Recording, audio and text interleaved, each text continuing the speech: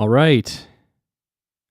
Good evening. I'm Randy, and thank you for joining me on my live stream after hours. This stream airs on Wednesday and Friday evenings at 8 p.m.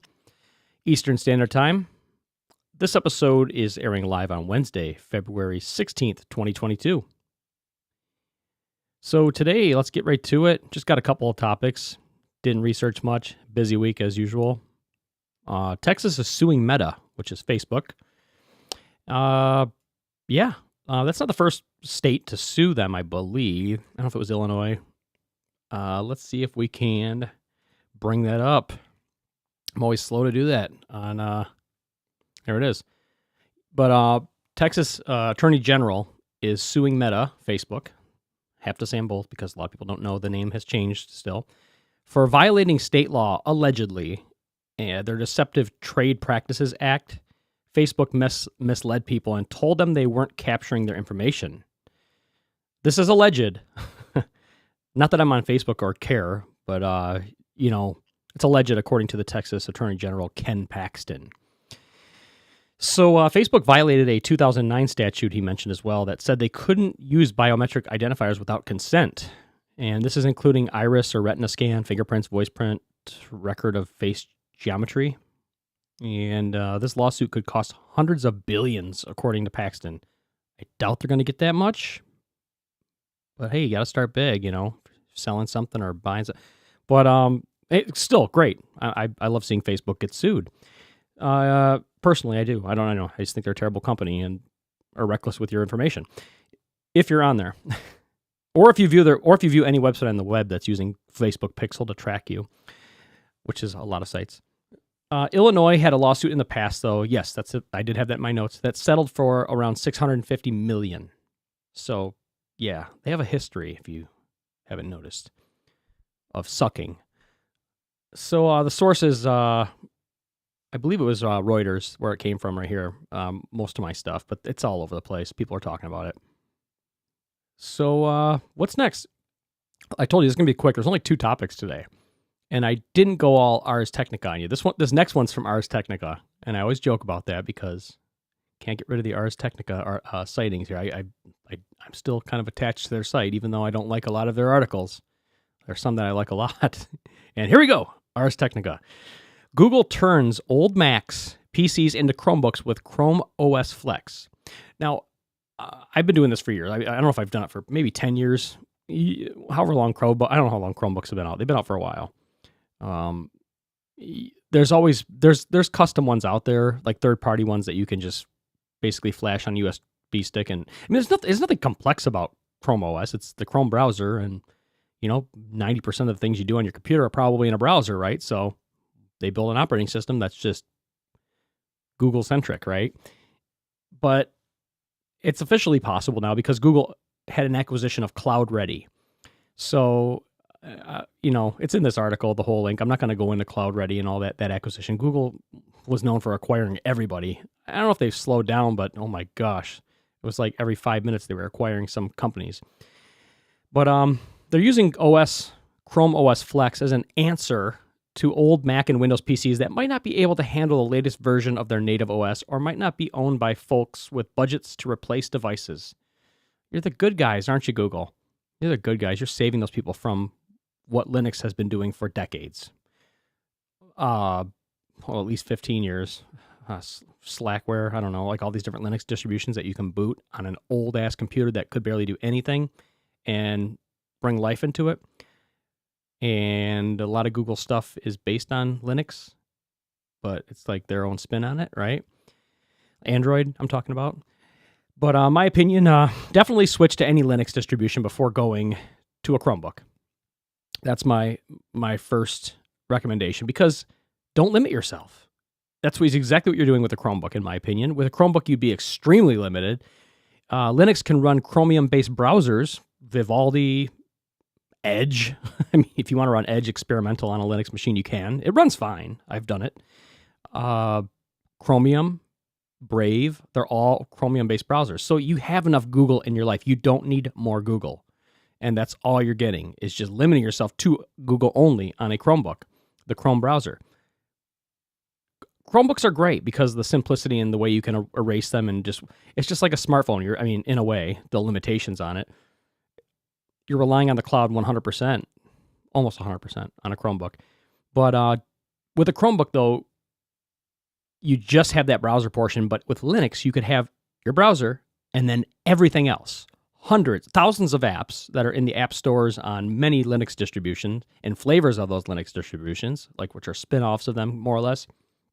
You have that, and it's free, and it's not being spied on by Google. And if it is, you know it. You have the ability to change anything you want in Linux, just about. So from there, you can install the thousands of Linux applications when you go to a Linux distro. And yes, many of them can run better than a Chromebook. And they're far more powerful and privacy respecting than a Chromebook. They just are. And same thing goes with my preference on my home computer. One of my installs on my home computer, which is this desktop that I'm running Windows 10 on, and also Linux, Pop! OS.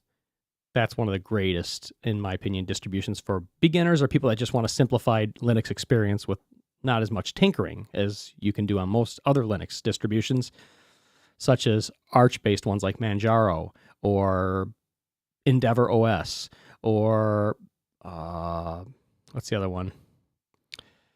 Dragonified, what's it called? KDE Neon. I can't even think, but there's quite a few. So yeah, Google's just going to spy on you. That's all. They want your data. That's all they want in the end is your data, and they're terrible. I said it. So I think this was a good way to limit your Google, and you still have access to it. You're not, taking it away from your ability. You can still just open a Chrome browser, and there's your Chromebook. Close it when you're done, and it's not running in the background as a service if you want to be sure of that. On a Chromebook, if it's on, you're all Google. You're 100% Google, and there's no way to escape it. There is not. I mean, unless you install Linux over the Chromebook, I guess, but you can run Google. I think you can run Linux on a Chromebook, but it's within Chrome. You're still in that whole ecosystem. Stay away from it, in my opinion. Limit yourself. Don't put all your eggs in one basket, right? Is that the saying? So let's go look at some of the comments now that we're so good on time here. 101 comments. I'm curious what people are saying about this. I did not read these, so I saved the dessert for last, right? I was getting excited about this right up until I hit this. Google doesn't currently have plans to add Google Play Store and Android apps to the Chrome OS Flex. Who cares? Just don't use it. But I'm glad you were almost excited. Google buys out a company making something useful? Well, that was fun while it lasted. Cancellation inbound 321. Yeah. Google is infamous also for making something a beta for 10 years. Well, look at Gmail. It was a beta forever. Is it still? I don't know. And then just, thanks for being our beta testers. I don't know. And then killing it off. Google Allo, Google whatever you've used and loved and they got rid of. Google Reader, they killed it. It was one of the greatest things ever. Google Reader was amazing. Weird flex, but okay. In all seriousness, I may give this a try once it gets beta status. My laptop runs Windows 11 fine, but I really only use the browser. See what I'm talking about? I'd be curious how much battery would improve with a lighter OS. Well, with Google, not as much. If you look at the Chrome comparisons to just regular straight-up Google Chrome to another Chromium-based browser, you will get better battery life on the non-Google-centric one that's got all their crap in it where they're spying on you. Guess what? Spying takes energy. Even in your phone, like you're being spied on, and you cannot prevent those things that are constantly tracking you, which sucks because unless you're running a full-blown Linux and every process on there is locked down to what you want it to be, you're never going to know. And then even if you're running Linux, I got to be fair, there's Qualcomm chips in your cell phones, and you want me to get paranoid and all that. There are separate chips in your phone, separate parts of chips, like the baseband, or I'm trying to think, what am I talking about? Like there's different chips in your phone that all of us have that nobody knows what the hell they do other than it just constantly pings some other, service that you can't see inside your operating system. This sits outside your operating system. That's everything that your phone is presenting to you. But there's think of a BIOS. There's something else going on in the background there that none of us have control of, myself included, Mr. Tinkerer. I've rooted phones before. I've jailbroke old iPhones, I guess, using guides. I don't know. I don't know what's going on those phones, and it scares me because, I mean, not that it's like an imminent danger, but just privacy. It's just creepy that somebody can, if you're sitting outside of an operating system, think of a Intel management, something outside your computer. Like when we work in the server world, okay, I'm going to put this simple. We have a way to look at the server when the server's not even, when the operating system is not even on, because something will, like an iDRAC card or something will sit outside of the server that can always view it. Virtualization is a good example too. The virtual machine can be running on the computer, and that operating system that you're remoting into that's in that computer is within the hardware that can run the show and show people what you want to show them.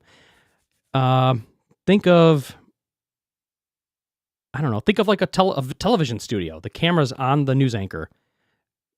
The camera is only showing you what, the studio wants to show you. There's other things going on in the back of the news station. People are working, copying papers, whatever. You don't see that.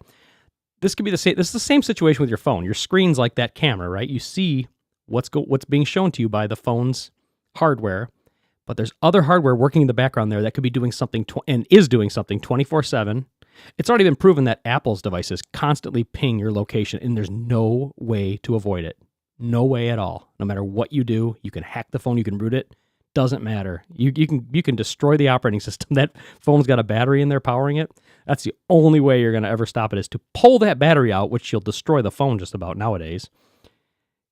It's just like, I don't know. But with Linux, at least, you know that in that operating system, the one you're being presented with, you can at least have control over that. On an iPhone and in most Androids nowadays, unless you get